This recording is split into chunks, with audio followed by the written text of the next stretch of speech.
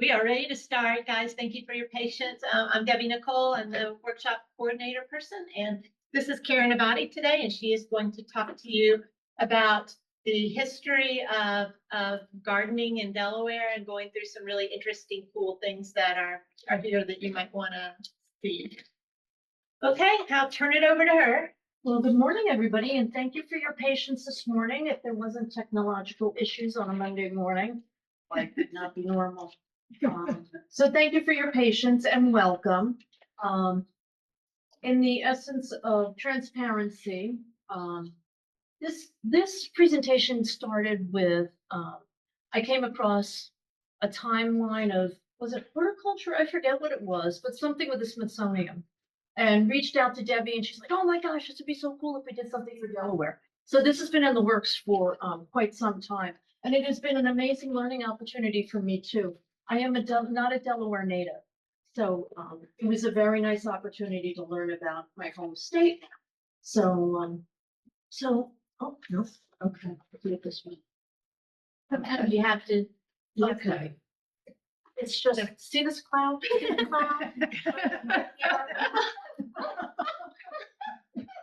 Sometimes you have to just like touch the screen first to get it like activated and work. And then they wonder why I don't touch the remote for the television. Experience. Oh my gosh. So we have to put this in, obviously, because we are a land-grant university. So our Delaware state flag, I never gave the least bit of attention to it. For those of you who are not in Delaware, obviously we have people on Zoom, so I want to be mindful of that. We are a small state in size. Anybody I meet normally says, "Oh, Delaware, I think I drove through there once." But we are very, very rich in what I like to call natural treasures. We have coastal beaches, we have dunes, we have fresh wetlands, we have forests. So it's a bounty. Delaware is really a bounty, and each of our different areas, our three different regions, as it were, are quite different in the way the landscape is. But that being said, the landscape over the centuries has really made some changes. Our first settlers were Europeans, and we're going to talk about that a lot more in a little while. Forests predominantly dominated the landscape. And that has been cleared somewhat with timber and agricultural production here. We have three counties: Newcastle, which is up north, Kent, which is in the middle, where the meat of the sandwich, and then Sussex down south. Approximately 100.3 million acres, 530 of which are harvestable, just in this mid-Atlantic region here. We have over 155 century farms, which I did not know, which is pretty cool. And we're going to talk about that. And that's just over the past 37 years. 18 of those century farms are still in operation and, in fact, are older than the entire state, which I thought was wicked cool. You can tell where I'm from. Wicked cool. If you look at our state flag, there is a reason for this. The flag demonstrates a shaft of wheat. It also shows an ear of corn, an ox, a man with a hoe, and the ship referring to the water for our rivers and bays. So yet again, the first state is representing agricultural history right here in its flag from 1787. This picture I was lucky enough to get from the archives, going back in time. And I'm going to mispronounce it, and I deeply apologize. And my children were coaching me all weekend. Zwanendel, is that how you pronounce? Zwanendel. Yes, is relatively close. Yes, it's the name.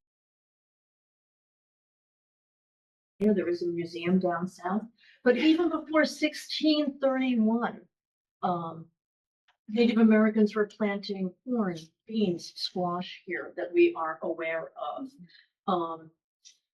The settlers that came initially were Dutch and Swedish. They grew wheat, barley, corn, peas, and also raised livestock, not just for meat, but for Excuse me, Dutch and Swedish settlers came in the 1630s, about 1634, and it ran between Dutch and Swedish ownership. Peter Stuyvesant was once in charge of Delaware, and then it became English in 1654. Well, thank you for that. There you go, which we refer to there in that third bullet point, 1664 is where the first English settlers came here. Correct. I tried to juxtapose our past with our present. Marvell Farms in Harrington has actually been engaged in farming here in Delaware since 1650. They were one of the first settlers to arrive and actually started with indentured servitude. Over the past 300 years, the Marvells continue to grow a variety of fruits and vegetables, both for commercial as well as local markets here in Delaware, including tomatoes, watermelon, peas, sweet corn, lima beans, hot peppers, peaches, and string beans, which was amazing to me. Moving into the 1700s, Philadelphia became a major source of trade.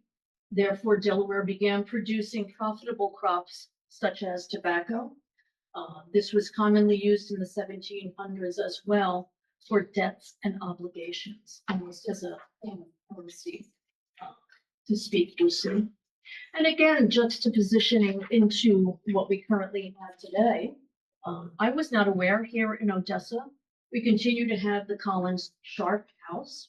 That was established in the 1700s, as you see on the sign, and I apologize for the image quality, but this is in care of the Historic Society in Odessa. This is one of the oldest structures and continues to do educational programming here in Delaware. Planted there are heirloom plants from the 18th century, and they continue to have a revival garden, is my understanding. This garden was originally used for decorative purposes, yes, but also culinary as well as medicinal fruits and vegetables, such as it would. Currently, the grounds of the Odessa Historical Foundation encompasses about 30 acres, and the property is the historic center of the town. The patron was Rodney Sharp, who restored this and other buildings in Odessa in that region to maintain some of that history, not far from where we are now. Very nice place to visit, and the weather is nice. Moving back again, 275 years ago, approximately, we're talking about the 1750s to 1770s, the Quaker families founded the grain milling industry here in Delaware. Soft-red wheat was not something that I was familiar with, but that's what their focus was on. Still today, we have the Rodney House and Gardens. This is overlooking the historic Delaware River in Newcastle County.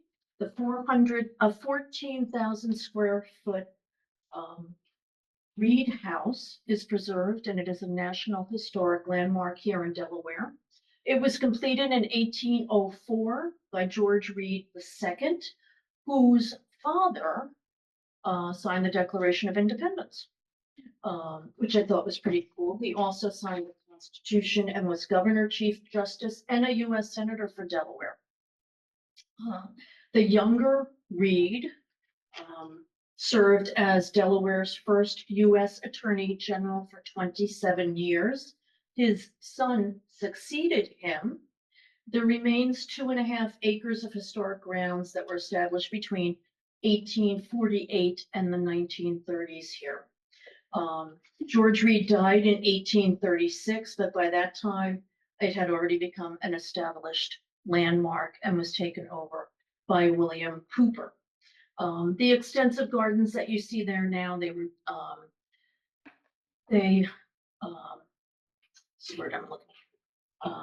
say that it was essentially Cooper's doing.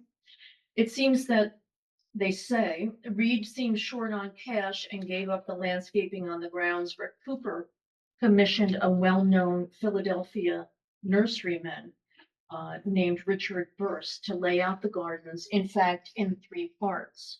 There is a formal garden beside the house. There is a naturalistic garden with specimen trees beyond that, and then a kitchen garden that is found in the back of the properties. Individual plantings have been replaced over the years, but the layout of the paths have remained and survived to the mid-19th century. Between 1920 and 1975, yet again, this was highlighted not just in Town and Country magazine, but Mademoiselle. So this image is obviously not appropriate to 193 years ago, but you will understand in a moment.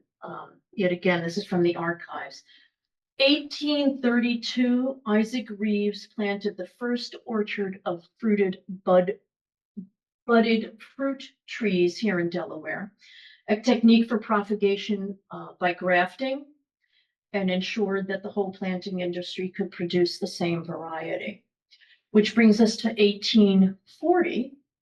Major Philip Rybold from Delaware City became known as the Peach King for shipping peaches by sail and steamboat. 1867, the University of Delaware became the land-grant college. 1890, Delaware State University, where your Master Gardeners are housed, became charged as a land-grant college. Both of these universities studied and improved both land soils, plants, and agricultural techniques, as well as farmers' knowledge here in our state. And by 1890, more than 4 million peach trees covered the state.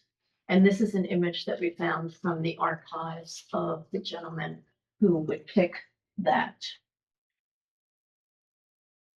Again, agriculture lives strong in this state. This Adams house, this is an actual image of that home from the Delaware Agricultural Museum.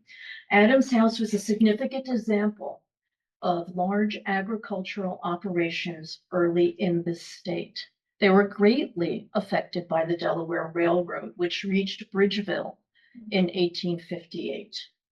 The railroad not only created an opportunity for Delaware agriculture and produce to be sent beyond the state, but it also allowed farmers to obtain better prices and enhance the value of their land. Early in the 20th century, the Adams family engaged in agricultural diversification. They started truck farming, growing a variety of produce, as well as poultry and grain production. Typically, farms in rural Delaware prior to World War II, like the Adams family, did not have electricity. Electricity was eventually introduced to their house and barns, as well as the packing house to sort peaches. More than 3/4 of the agricultural resources, including buildings and structures constructed on this particular Adams farm between 1900 and 1953, still remain, which is pretty cool. Rather than demolishing these historic structures, each subsequent generation of the family adapted to continue to use them.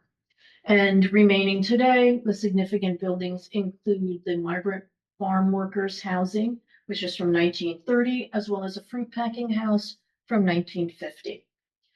This was added to the National Register in 2015 and symbolizes a variety of farming practices from the 1850s to the 1950s.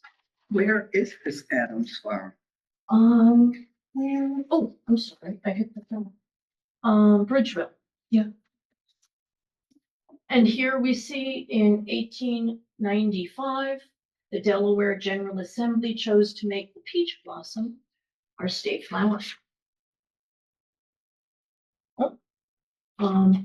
Clifton Farms is found in Milford, Delaware. I'm sorry, I have old ears, so if you're asking a question, I have to speak up. Clifton Farms is also Clifton Farms is also a family farm that has carried on since the early 1920s. It is just south of Milford. In 1948, Milford started a cannery, and these are pictures of the can label. They processed peas and lima beans. They closed the cannery just in 1995, which doesn't seem too long ago to me, but for nearly 50 years they were in business. And the closure really marked a historic end to the canning industry here in Delaware. Currently, they harvest and clean approximately 5 million pounds of peas and baby lima beans annually. So yes. And Don Clifton is our new Secretary of Agriculture for this. Oh, there you go. 2 points. Yeah. Cool. Cool. For those of you that, I don't know if you heard that on Zoom, Don Clifton is our new Secretary of Agriculture. We also have a wonderful state park system here in Delaware. And from 1949 to 1953, Governor Carville decided that the state should stop selling land and in fact purchase land for preservation, thereby creating the state park system. 1969 to 1970, our Governor Patterson created a Coastal Zone Act protecting the Delaware coast from industry and development as well. We'll talk about that a little bit more. We also have some amazing state forests here in Delaware. The Forest Service manages 3 state forests here, totaling more than 20,000 acres. The forests are managed for a variety of objectives, including timber production, wildlife habitat enhancement, forest management, demonstration, recreational purposes, and obviously education. This Redden State Forest here in Georgetown is almost 14,000 acres, and it is in fact Delaware's largest state forest. It is home of the largest land-dwelling salamander in North America, which is on the endangered species list. Who knew? I don't know. Yeah. Tabor State Forest in Harrington, that's number 3 there, is 60 acres. And then we have Blackbird State Forest, which is just north of Smyrna, Delaware, houses 6,000 acres. We're going to talk about Centennial Farms, which I also found fascinating. I referred to them earlier. Pfeiffer's Orchards, right here in Camden, Wyoming, our town right next to us, was founded in 1919 by Charles Frederick Pfeiffer. He actually moved his family from the Shenandoah Valley of Virginia to the fertile lands here in Delaware. He was interested in cultivating high quality fruits and vegetables. Our regions, climate, as well as well-drained soil, he found were ideal conditions for crops such as peaches, pears, grapes, apples, tomatoes, potatoes, corn, lima beans, asparagus, as well as strawberries. He began with 300 acres of land, believed in stewardship as well as diversification, and knowing that it was a gamble, he essentially put all of his eggs in one basket. And this remains a Centennial Farm here in Delaware and remains in the Pfeiffer family. And this is actually a picture that I was able to obtain from Pfeiffer's directly of them way back when. There's also here in Delaware, in Dover, Shady Brook Farms. I never knew this existed. And still in production right here. Shady Brook Farms, which is pretty cool. What's that? I don't think of the name of the farm, but I think of the family. Oh, I recognize sure. Cartanza. Sure, yeah, which is wonderful that you're able to do that. Yeah, as a native, absolutely. And again, this is another example of our Centennial Farms. Remains in the family. Another Centennial Farms right here in Harrington is R.C. Evans. It was established in King County with a 60-acre farm. And they had their great grandfather purchased those 64 acres back in 1917. In 1922, he acquired an additional 22 acres from Mr. Pleasanton, Miss Megan. The farm continues to be operated and raises grain now on 60 acres. Who knew? See? Probably. Yeah. Yeah. Um, The Fleetwood Family Farm is down in Sussex County. They are a centennial farm with 35 acres in Broad Creek. Mr. Fleetwood and his wife Blanche originally purchased 55 acres. The family currently has 35 acres, and the original farmhouse built in 1845 remains. There were additional farm buildings, including a chicken house back in 1961, a garage in 65, and a shed in 80. Over the years, they have raised corn, beans, strawberries, melons, tomatoes, and poultry. I loved this centennial picture because it truly shows the 3 generations, which I think is very cool. Continuing on, we have the Warwick family. They are also in Sussex. Again, it's so fun to see so many generations. Originally purchased in 1914. The family still uses the original farmhouse, but over the years they have grown corn, soybean, wheat, and rye. They also grew chickens for some time, dairy cow, beef cattle, and pigs. Another one of our proud centennial farms here. We would be remiss without talking about the Indian tribes here in Delaware. Oh, I'm sorry, I thought I had another slide. We actually have 2 tribes here recognized in Delaware.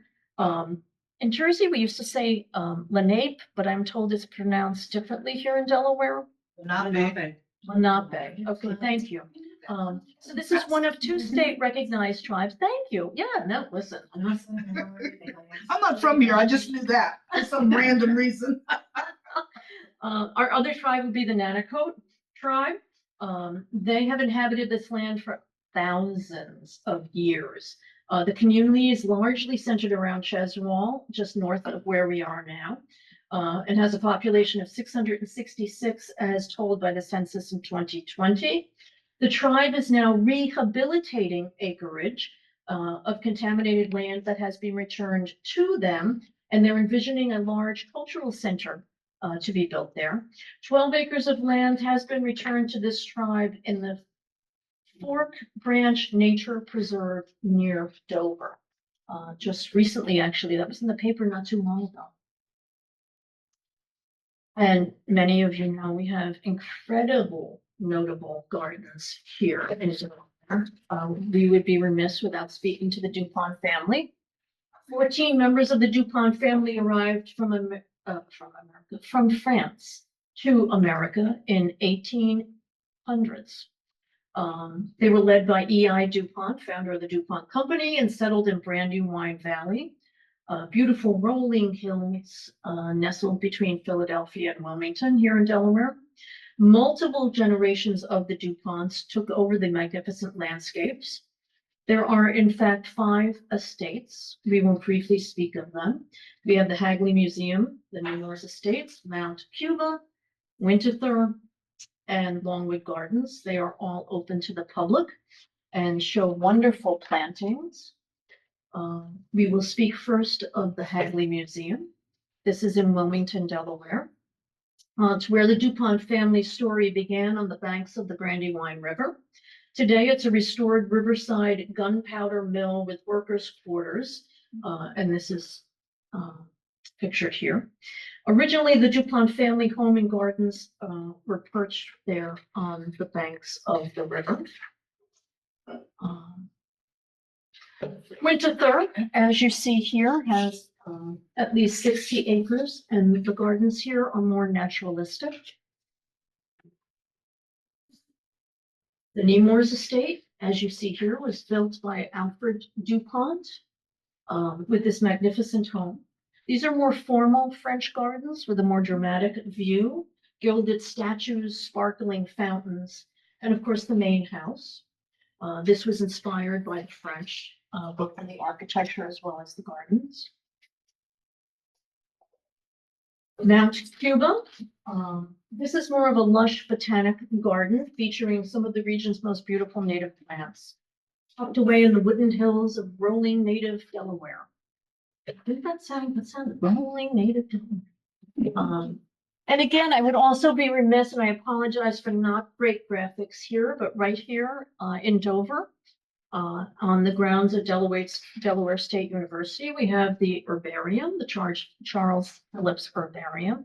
Really amazing place. It is essentially a natural history museum located in this state-of-the-art building, which you can't see with the great picture. It houses over a 200,000 plant collection. Functions as a botanical center, not just for documentation, education, but also research on the world's botanical diversity. And it is registered in the Index of Herbarium, I can't even say that word, Herbarium, and it is recognized internationally. It's a really amazing place, and you can visit it right there on the grounds. I didn't know about it.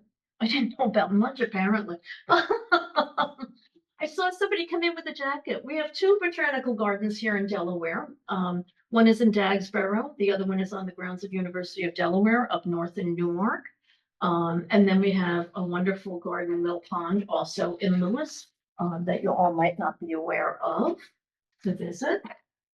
And then here in Delaware, we also have three of these Delaware Coastal Bay program spaces, two in Smyrna, one in Milton. These U.S.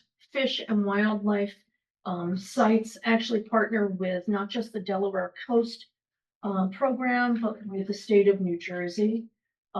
There is a Delaware Estuary Project, which is a habitat conservation program through the U.S. Fish and Wildlife Service that focuses on conservation of ecological integrity, beaches, bays, estuaries, and coastal waterways.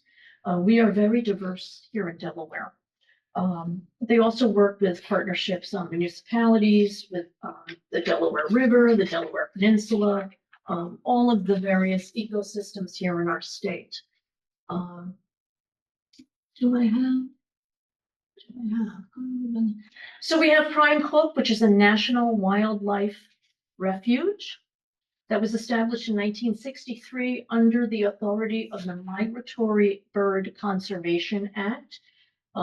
It is a sanctuary for migratory birds. It's situated in the marshes of the western Delaware Bay.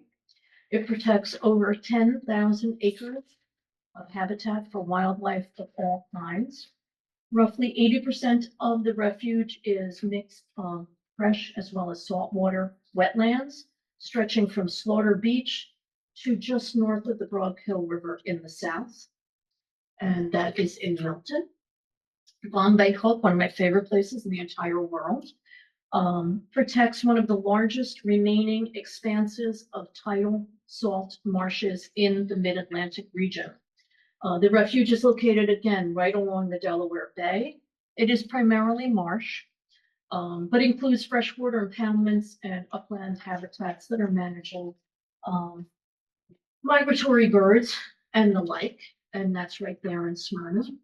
And then lastly, as I had referred to earlier, we have that coastal program up in Smyrna. It's kind of right next to Bombay Hook. You probably might not have even realized we're different.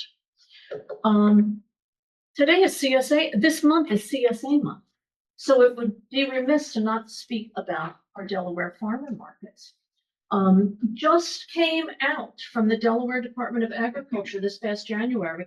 Last year's farmers markets here in Delaware hit an all-time high sales records of $4.4 million. Isn't that wonderful? In 2024, sales from 20 of the community-run farmers markets totaled 4.4 million, which is up 300,000 from 2023. And that's right from Delaware.gov and the Department of Ag. So our agriculture remains strong and growing here in our state. The Delaware fruit and vegetable acreage, although it varies, obviously, from year to year, currently ranges from 45,000 to 55,000 acres in our small state. So approximately 1/3 of that acreage is thought to go to fresh market. The produce grown here in Delaware 2/3 of that acreage is considered to be commercially processed, either by freezing, by canning, or by pickling. And the focus is primarily on sweet corn, green peas, lima beans, spinach, green beans, and tomatoes. From an economic standpoint, the vegetables add a significant value to Delaware's agricultural economy. 50 to $55 million is what is considered the impact to those vegetable farmers, and about 1/4 of the crops in this state. And this is multiplied even more so when we talk about processing and packaging. Let's see. Oh, this was a fun fact, I thought. When we speak about the processing vegetable area here in Delaware relative to our neighboring states, in Delaware, the processing vegetable industries would equate to 28 to 45,000 acres. Maryland, 18,000. New Jersey, 8,000. Virginia, 25,000. Pennsylvania, 11,000. So huge difference for our tiny state. When you look at it relative to the land mass, it's really big. And again, you can find this information. I put in my references with the Agricultural Museum as well as the Delaware Department of Ag. That being said, I also provided some links here where this information was found. And I did bring some books with me that I used for this. And for those on Zoom, I'll show you. And you're welcome to take a look at them. I think it's this one. Just recently, I posted on our Facebook site for those of you who can see. Some of these are still available in print. Some of those I had to get secondhand. Looking at the horticultural transformation of America, we have the Delaware Naturalist Handbook. Also has a lovely history of Delaware and its agriculture in the beginning. This one is quite good. Founding Fathers, our founding gardening fathers. Truly, we have Flora of Delaware, and the Eastern Shore also had a lovely history of Delaware and its agriculture. Delaware Farming, and then Parks and Gardens, which is primarily a visual.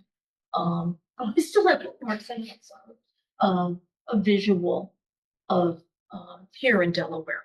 So you're welcome to take a peek at them. And, but any questions, any comments? I feel like many of you know far more about the state than I do. I just have a question. You might have mentioned it, or maybe not. If you did, I missed it. How many farmers markets are in Delaware? Oh, geez, that is a good question. You said $4.4 million. Agriculture, yeah. And it was up 300K. I just wonder, spread across how many farmers markets, just out of curiosity. Yeah, and I don't know, and I don't know where to get, I mean, I don't know. Debbie, do you have any insight? I really don't know. I know it changes every year, and I know there are some that might not be registered. Registered, that's the other thing, is it registered? Yeah, so it's tough for me to say. I don't have any clue, 'cause I think it changes every year, but that would be a good thing to find out. No. Anybody else? Google says there's about 20 community runs. Oh, there you go. There's a lot more than that. There you go. 20 community gardens, but yeah, that's not the same thing as farmers markets. Community run, no. Now, Yeah. farmers markets, on the DDA website, there's a really good link that you can click that will have all of the farmers markets. I think even the CSAs and everything listed. I mean, they change every, some Yeah. years they might not have a market or whatever, but Yeah. they tend to keep it pretty updated. I think it's on like the local DDA, like local food partners or something like that. Okay, cool. Could you say what Delaware's top crop is? Like, what do we sell as new stuff? I'm sorry, what What fruit or vegetable is our top crop? Like, what do we sell the most of, or what do we? Oh, lima beans. Yeah, lima beans. There's feeder corn, there's Corn soy. has to be big. I see corn everywhere. Yeah. Well, primarily feeder. Yes, Um, yes, I'm yeah. aware of that, yeah. Yeah. What's the percentage of that? Yeah. Yes, lima beans, yeah, soy. In Delaware, we produce more lima beans than any I other remember state, you saying that, and I except for California. Wow, Pretty good. there's a fun fact. Yeah. Okay. Yeah. Well, it's a topic of conversation among. Yeah, yeah, exactly. But I was just concerned, like, if you found out like what the percentage of the crops were that were then for the feeding the livestock and all of that. That Yeah. wasn't- Yeah. Because that seems to be more and more and more the case too. Yeah, well, I'll be honest with you, preparing this presentation, it was a bottomless pit. I could have gone on forever, quite honestly. It could have been a class like in a college for weeks. So I tried to, try and keep it contained as best I could. But yeah, it really is fascinating. And I hope you all were able to take away something from it and learn a little something from it. Yes, Catherine. Karen, thank you so much. And you're reminding me last year, there was a promotion of the community, the farmers markets with little potential roadmaps of the 3 counties. And you could get a free T-shirt if you if you got your little roadmap stamped at the farmers markets that were participating. I remember as we were staffing the state fair table, people were interested in that. We were pushing that a bit. I was wondering if you, and in your digging around, is there any kind of a collection of data about the role of first indentured people, enslaved people, and then now immigrant people in the Yes, absolutely. Absolutely there is. And in these texts, I found far more information surrounding those kinds of issues, indentured servitude, slavery, and such, than I did online. But that was just my experience. But again, I was just kind of trying to skim the surface and bring you all the highlights of the history here on President's Day. Yay. Yes. I was just to say, when you mentioned like the Adams, like in terms of Bridgeville and so forth, the housing that they had for the, migrants, they were in and out. They weren't here like all the time. But that housing has still been preserved and it's been operating as affordable housing. Oh, interesting. In Bridgeville, right off of that. And I think it's also wonderful to for people to know the history and then like, oh, there's so many other aspects of it. You touched everything. And then some people might want to go and talk a little bit more, but I don't want people to forget who we are and what we've become. Is everybody comes in and they want it to become different. And that makes me nervous. So this is wonderful information. The Nanaco families, by the way, in terms of Sussex County, they are very big in preserving the land that they have where it's forests. Oh. And trying to build out, and because, we're losing all of our trees. Yes. So one aspect that I have found historically is to look at that. And then also I worked on gardens that were like along the river in Lewis. And for protection of ships coming in during different wars, they had these like nice trees and pines and this and that.